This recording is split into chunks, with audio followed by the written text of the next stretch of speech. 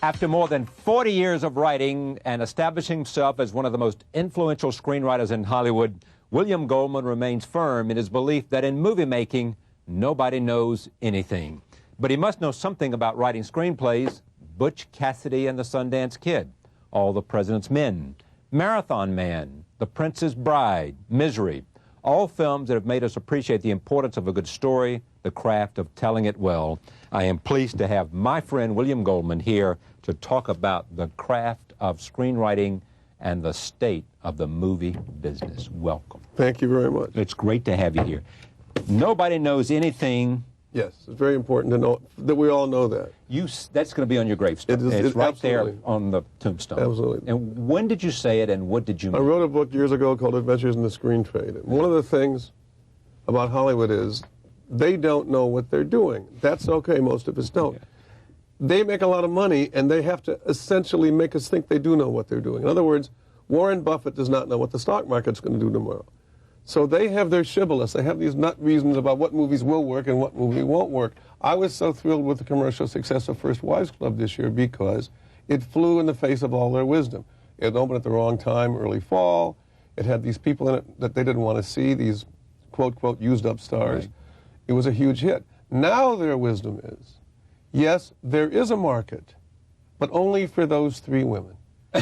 That's what they're saying. If you made Meryl Streep had been in there, it would not have been a big film. And Cher, it wouldn't have been a big. That's right. I mean, they have to have these things because the only reason First Wives Club got made, it's not a masterpiece, was Sherry Lansing's a woman. And Sherry, I think there's who's the head of Paramount. Right. I think there's a world of stuff out there they don't make. They want to make these ghastly testosterone Sylvester Stallone movies like Judge Dredd and lose a lot of money. That's what they want to do. Well, but do you feel the same way about Eraser that Arnold Schwarzenegger made? No, I don't think they all stink. I just think basically they have a faith that those bloodbath action pictures will save them. And all they do is get more and more expensive, kill more and more people. Well, they have that faith because they know it lives beyond these shores. It does. And it plays well in Japan. As I once wrote, mouth breathers in Asia like them very much. Stupid young men get off on the violence. That's one of the things they think. It's true.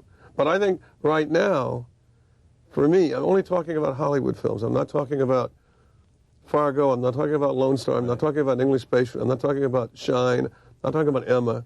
Because those are, in essence, whether they come out of a studio or not, in essence, independent films. I'm talking about, I'm a child of the 30s and 40s. I never saw a foreign film till I was in my 20s. I like Hollywood films, and they stink. The quality of them is just terrible. The things that the studios are making. And why is that? I think because costs are so high that they basically are terrified to make a lot of the stuff that they used to make. I will tell you a very quick story. I was doctoring a great disaster. Wonderful idea for a movie, Last Action Hero with Schwarzenegger. It was Shane Black. It was doctoring, meaning that the script was in trouble, and so somebody said, I had been brought in to do what I could. Shane Black had also been brought in to do the same thing. We were working together. And Shane Black's like 30 and just sold his last screenplay for $4 million and blah, blah, blah. Anyway, we were in the middle of this, and he said, do you know why I envy you? And I said, I can't think of one reason. And he said, because you got to write movies in the 60s. And I thought, yeah, I did. That was before Jaws changed everything in 1975. In the 60s, you could make movies that weren't expected to make fortunes. So the variety of what was open to the studios was much, much wider now. Because now, if you want a star, it's $20 million, and a star you don't want is 10. So you're stuck with these huge costs, so they'll think, well, how can we amortize our costs? We'll make a movie that it will be less challenging, shall we say.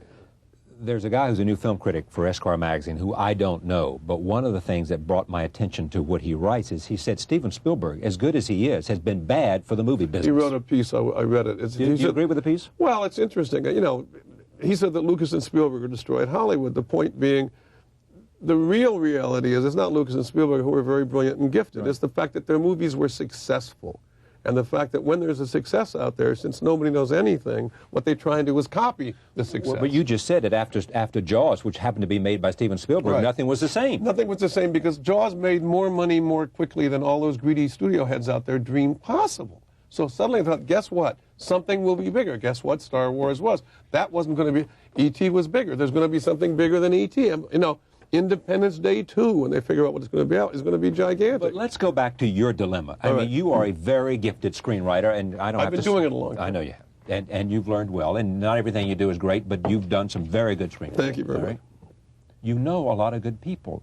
English Patient is a movie you like, right? There are a lot of wonderful movies, but they're Why not... can't you...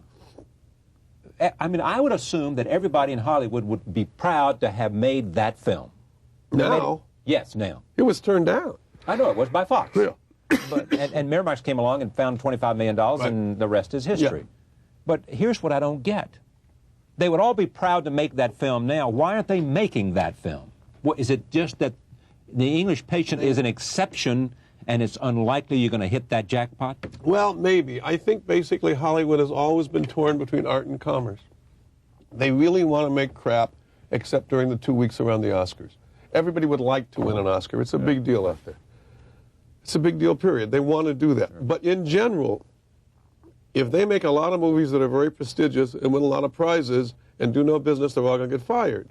The thing that I've written about studio executives is they share one thing in common with baseball managers. They wake up every morning of the world knowing they're going to get fired. It's just a matter of, as long as they can last, they can get a better severance deal.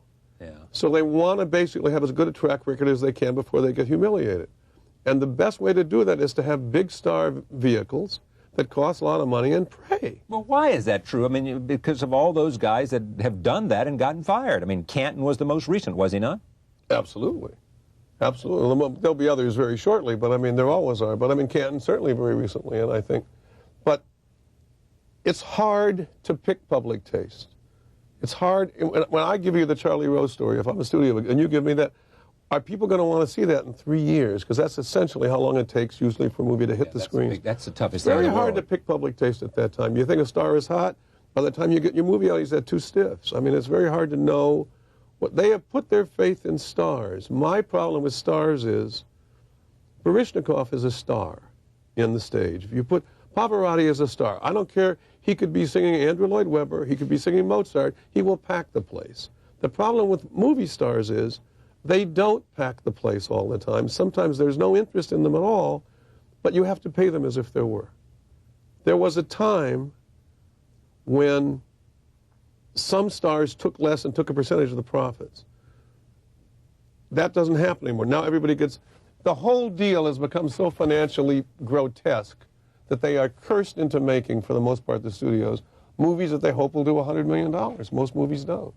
So it's all a giant roulette wheel and nobody knows nothing. Well, they really don't. I mean, one of the things about screenwriting is it's very important. I work a lot with young writers, and one of the things I try and tell them in the very beginning is that I don't know what I'm doing as a screenwriter.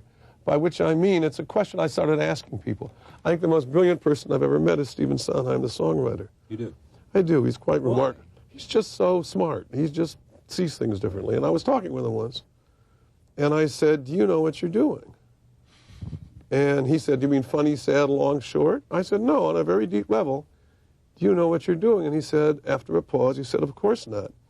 If I did, all my songs would be wonderful. If I knew what I was doing as a screenwriter, I've written 2 movies that I really like. I like The Princess Bride, and I like Butch Cassidy and the Sundance Kid. Those are neat as far as I'm concerned. Everything I've written isn't that good. If I knew what I was doing, they would be. If I can do it once, theoretically, I should be able to do it again. It's very hard to do. It's a miracle when a good movie happens. Let me move to the other subject. Clint Eastwood was on the program with me. Yes. He is a, I mean... He's a freak, isn't he? Yeah. Marvelous. Just amazing. I've only met 2. Newman's the other one. Yeah. They seem they seem totally unscathed by the madness of the business. Exactly.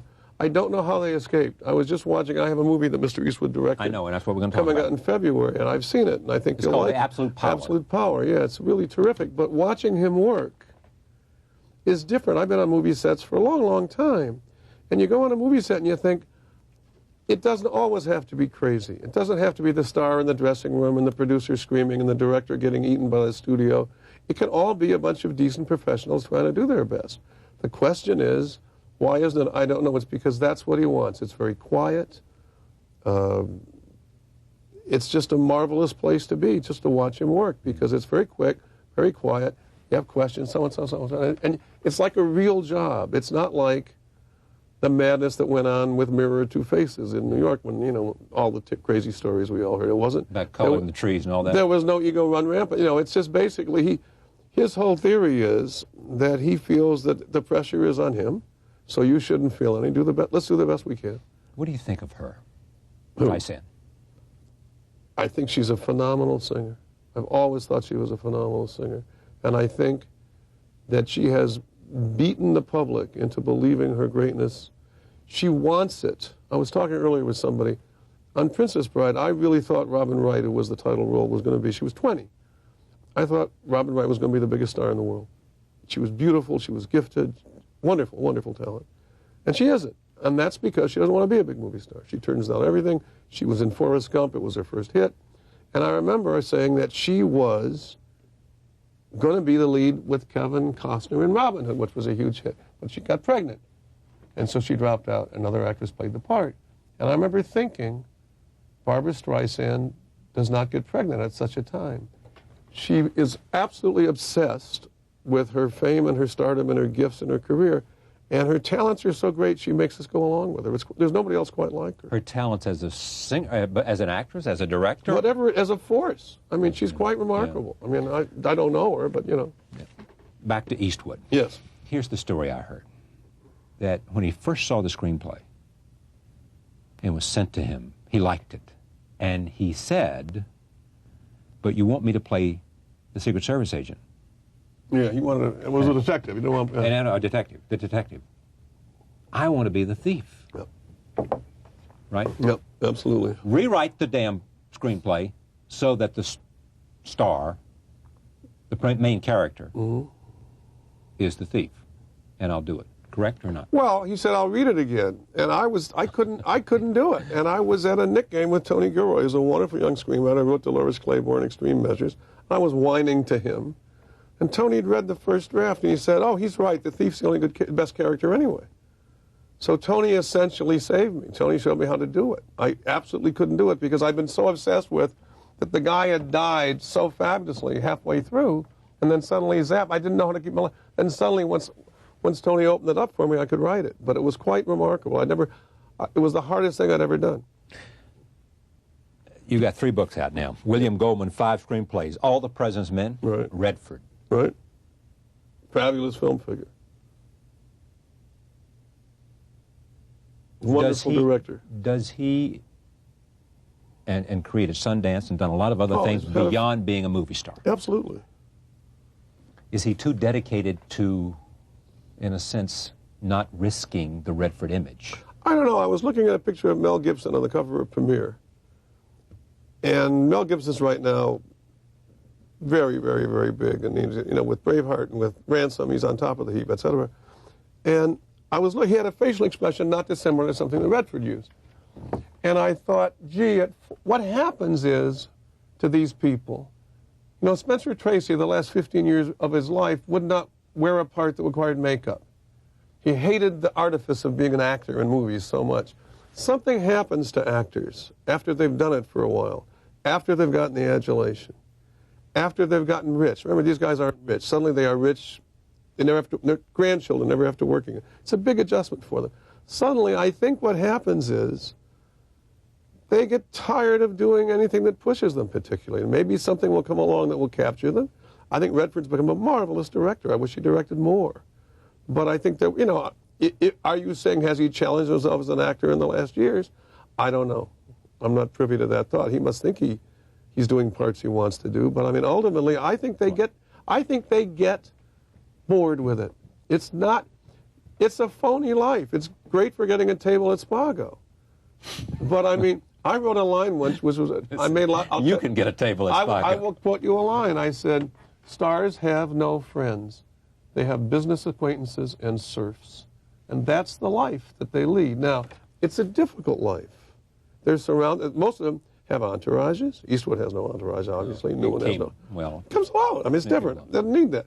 But these guys basically they're all very bright people. They may not be school bright. It's hard to be a movie star. If William Goldman, 5 screenplays, All the President's Men is here, Magic is here, Harper is here, Maverick is here, The Great Waldo Pepper is here. 4 screenplays with essays. Marathon Man with Sir Laurence Olivier and Dustin Hoffman. Butch Cassidy and Sundance Kid, his favorite. The Princess Bride, his second favorite. And Misery, and also The Ghost in the Darkness, a screenplay by William Goldman. This money for this is going to charity, or is that? For the books, yeah. It all goes to charity. Motion Picture and Television Fund. I want you to come back, because I deliberately have not talked about screenplays per se and the craft of writing screenplays. I'd love for you to do that sometime. Good. This is not as bad as it might be. No, you're right. I got through it. Yes, you did. William Goldman, screenwriter par excellence, with 3 books, including screenplays and essays about screens. We thank you for joining us this evening. We'll see you next time. See you then.